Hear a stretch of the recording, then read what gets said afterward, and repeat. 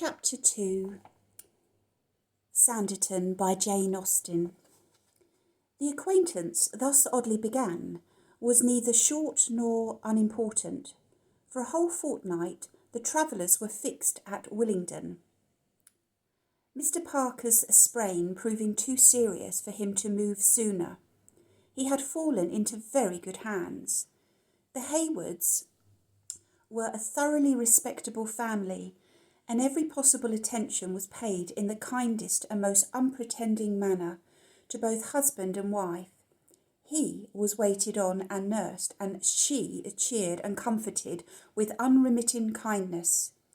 And as every office of hospitality and friendliness was received as it ought, as there was not more goodwill on one side than gratitude on the other, nor any deficiency of generally pleasant manners on either, they grew to like each other in the course of that fortnight exceedingly well. Mr. Parker's character and history were soon unfolded. All that he understood of himself he readily told, for he was very open-hearted, and where he might be himself in the dark, his conversation was still giving information to such of the Haywards as could observe. By such he was perceived to be an enthusiast on the subject of Sanditon, a complete enthusiast. Sanditon.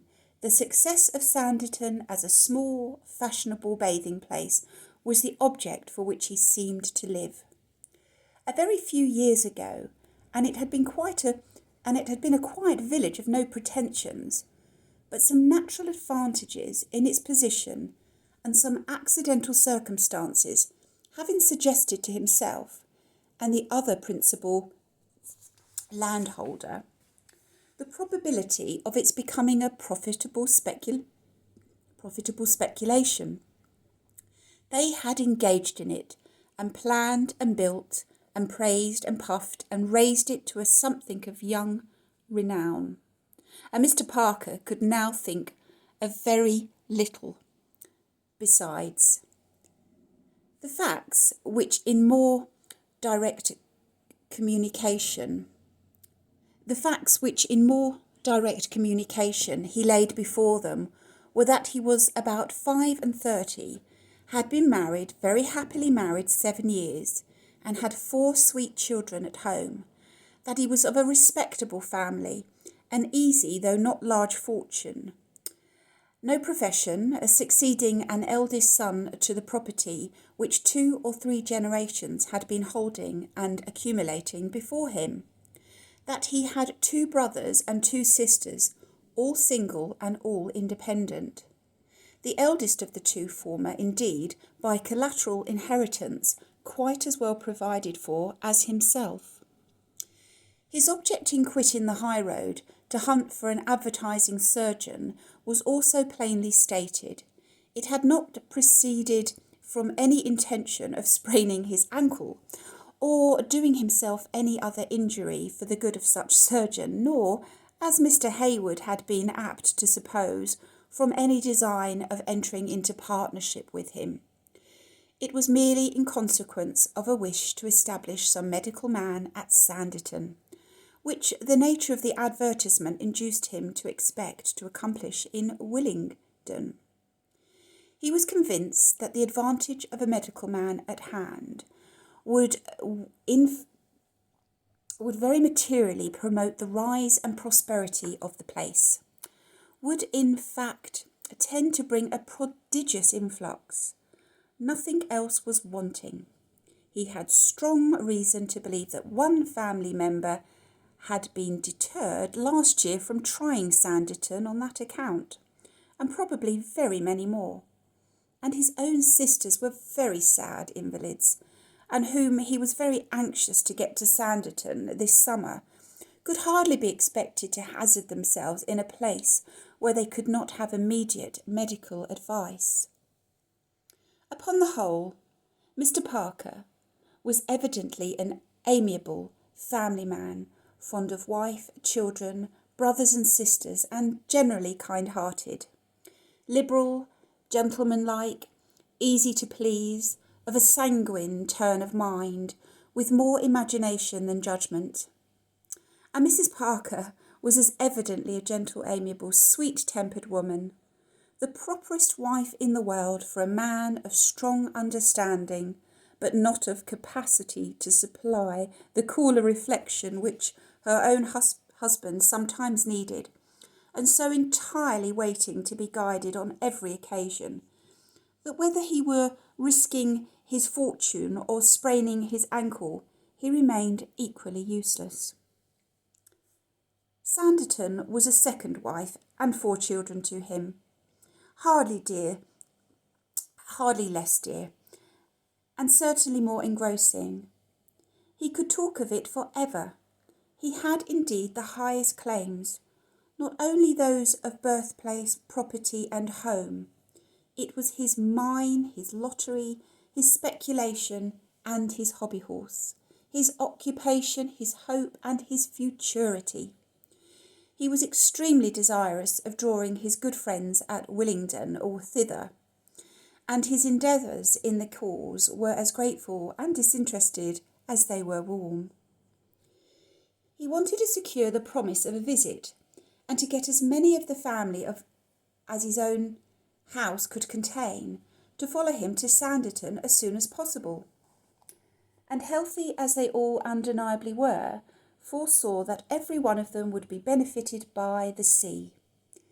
He held it indeed as certain as no person could be really well, and no person, however upheld for the present by fortuitous aids of exercise and spirits in a semblance of health, could be really in a state of secure permanent health without spending at least 6 weeks by the sea every year.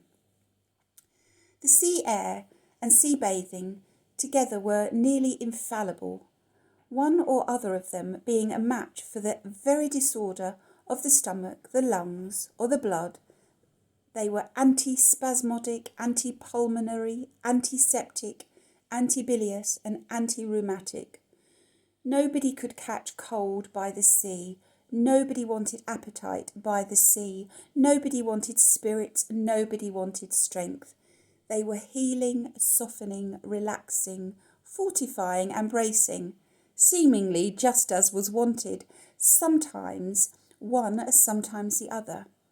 If the sea breeze failed, the sea bathe was the certain corrective, and where bathing disagreed, the sea breeze alone was evidently designed by nature for the cure.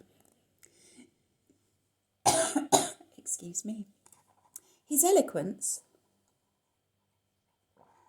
however, could not prevail.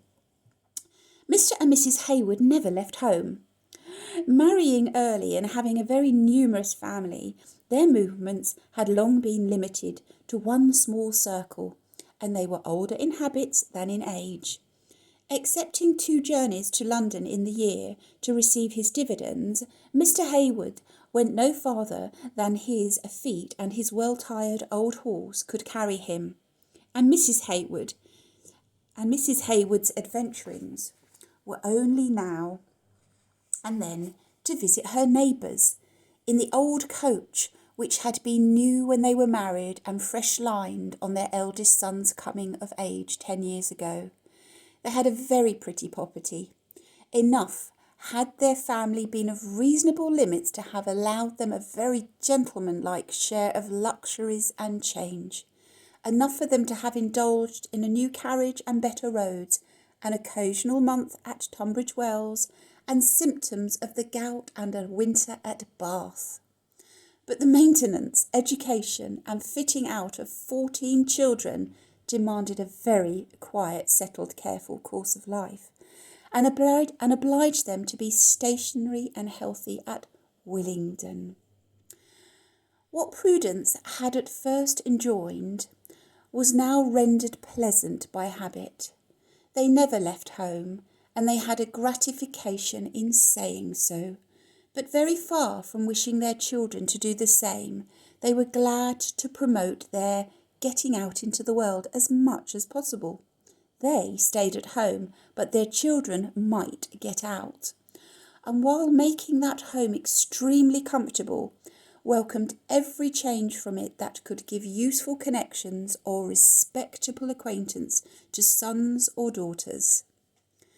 When a Mr. and Mrs. Parker, therefore, ceased from soliciting a family visit and bounded their views to carrying back one daughter with them, no difficulties were started.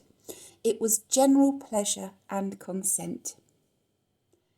Their invitation was to Miss Charlotte Hayward, a very pleasing young woman of 22, the eldest of the daughters at home, and the one who, under her mother's directions, had been particularly useful and obliging to them, who had attained them most and knew them best. Charlotte was to go, with excellent health, to bathe and to be better, if she could, to receive every possible pleasure which Sanditon could be made to supply by the gratitude of those she went with, and to buy new parasols, new gloves and new brooches for her sisters and herself at the library, which Mr. Parker was anxiously wishing to support. All that Mr. Hayward himself could be persuaded to promise was that he would send everyone to Sanditon who asked his advice, and that nothing should ever induce him, as far as the future could be answered for, to spend even 5 shillings at Brinshaw. End of chapter 2.